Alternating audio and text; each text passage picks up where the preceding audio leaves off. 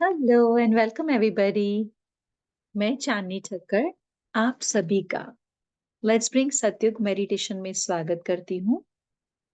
तो जैसा कि आप सबको पता है, हम अभी जब इस ब्रह्मांड की रचना हुई थी, तब ईश्वर ने इस ब्रह्मांड को स्मूथली ऑर्गेनाइज तरीके से चलाने के लिए जिन नियमों का निर्माण किया था, उन यूनिवर्सल लॉज के बारे में हम जान रहे हैं। तो आज हम जिस लॉ के बारे में जानने जा रहे हैं, उस लॉ का नाम है लॉ ऑफ अट्रैक्शन, यानी कि आकर्षण का नियम। तो आई एम श्योर कि आप में से कई लोगों ने लॉ ऑफ अट्रैक्शन के बारे में सुना होगा। बहुत सारी बुक्स और बहुत सारे वीडियोस अवेलेबल हैं जो हमें लॉ ऑफ अट्रैक्शन के बारे में समझाते हैं। तो आज हम लॉ ऑफ अट्रैक्शन का विज्ञान जानने का प्रयत्न करेंगे, ताकि आप सबको पता चले कि ये पूरा ब्रह्मांड, the entire universe is built with science. पूरे ब्रह्मांड की रचना साइंस के बेस पर हुई है। कोई भी चीज चमत्कार नहीं है। और हम इस विज्ञान को समझकर कैसे हमारी लाइफ की हर एक सिचुएशन को हमारी फेवर में पॉजिटिवली चेंज कर सकते हैं। तो सबसे पहले इस विज्ञान को जानने के लिए, द लॉ ऑफ अट्रैक्शन को जानने के लिए हमारा ये जानना जरूरी है कि जो भी हम सोचते हैं वो हम अट्रैक्ट करते हैं। वो कैसे? Right?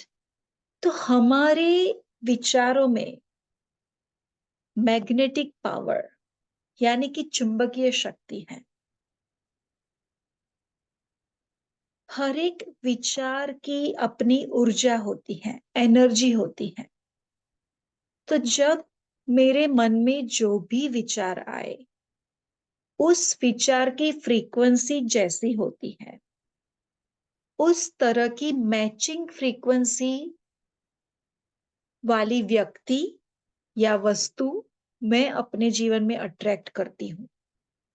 This is basic science of the universe. तो आप सभी ने इंग्लिश में ये कहावत है जो सुनी होगी कि थॉट्स बिकम थिंग्स, जिसको अगर हम हिंदी में समझे तो विचार वस्तु बनते हैं, यानी कि थॉट्स बिकम थिंग्स। हमारे जो विचार होते हैं वो मटेरियलाइज होते हैं। So as I said earlier कि इसके पीछे विज्ञान है। तो चलो हम उस विज्ञान को साथ चेक करते हैं। तो मैं एक वर्ड बोलती हूं, मेरे बोलने के बाद आप भी उस वर्ड को बोलना। Once you say that word, आप फील करना कि वो शब्द बोलने के बाद आपके हार्ट में कैसी फीलिंग होती है, आपके फेस पर एक्सप्रेशंस कैसे होते हैं। राइट? तो इस तरह इस प्रयोग से हम शब्दों की वाइब्रेशन फ्रीक्वेंसी को चेक कर रहे हैं। तो when I am saying word love, naturally love शब्द बोलते ही हमारे फेस पर स्माइल आ जाता है एंड इट फील्स गुड।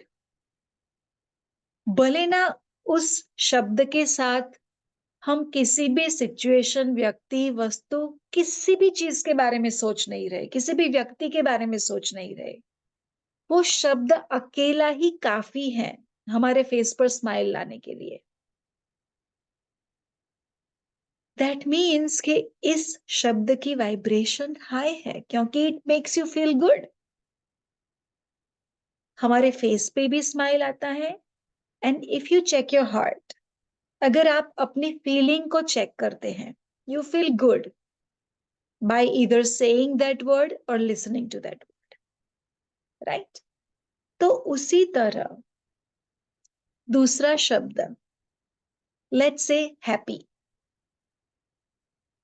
कोई भी व्यक्ति रूड या अपसेट या सैड फेस बनाकर हैप्पी शब्द बोल ही नहीं सकता, क्योंकि हैप्पी शब्द में ही हमारे फेस पर स्माइल लाने की ताकत है। वो इतना पॉजिटिव हाई वाइब्रेशन वर्ड है। So say happy and check your heart, how do you feel with that word, right? उसी तरह तीसरा शब्द ग्रेटफुल, यानी कि आभार, राइट? ये शब्द भी ऐसा है, जब हम ग्रेटफुल वर्ड सुनते हैं तो भी हमारे फेस पर स्माइल आ जाता है and you feel good about it. तो जो भी शब्द आपको अच्छा फील करवाता है, your heart is the gauge. हमारा हृदय ही, हमारी फीलिंग्स ही जीपीएस है, जो हमें बता रही है कि हम कौन सी वाइब्रेशन में हैं। सो जिस तरह के विचार को सोचकर या जिस तरह के शब्द का प्रयोग कर कर हमें अच्छा फील हो रहा है, दैट मीन्स कि वो हमारे विचार या शब्द हाई वाइब्रेशन वर्ड्स हैं या थॉट्स हैं। उसी तरह अगर उसका ऑपोजिट कुछ शब्द हम ले, तो जब मैं बोल रही हूं सैड, सैड शब्द चाहे हमने किसी के लिए बोला हो, खुद के लिए या दूसरों के लिए, पर अगर कोई व्यक्ति सैड है तो सैड शब्द को सुनकर क्या आपकी फेस की स्माइल तो जाने दो, चेक योर हार्ट। सैड शब्द को सुनने के बाद how are you feeling? Same thing if you think about the word angry, गुस्सा।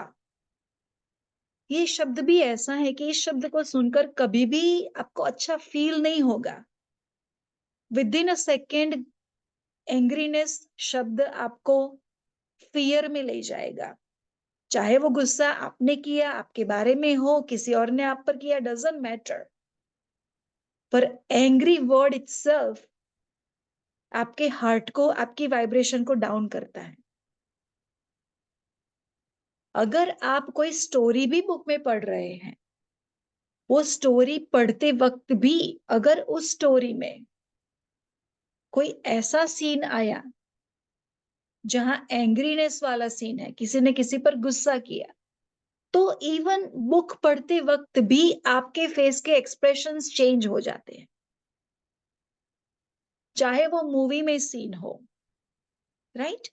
तो ये जो सारे शब्द हैं, हर एक शब्द की अपनी एनर्जी होती है, फ्रीक्वेंसी होती है।